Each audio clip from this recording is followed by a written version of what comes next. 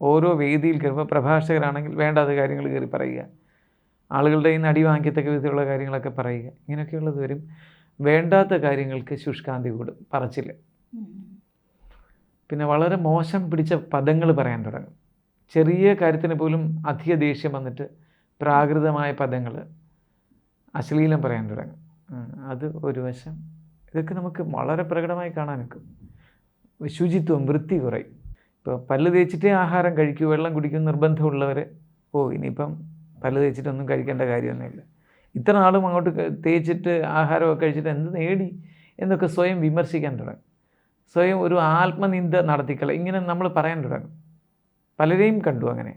അപ്പോഴും ഞാൻ ഓർമ്മിപ്പിക്കും, ഇത് ഏഴരശനിയുടെ ബാധ കൊണ്ടായി വരുന്നതെന്ന്.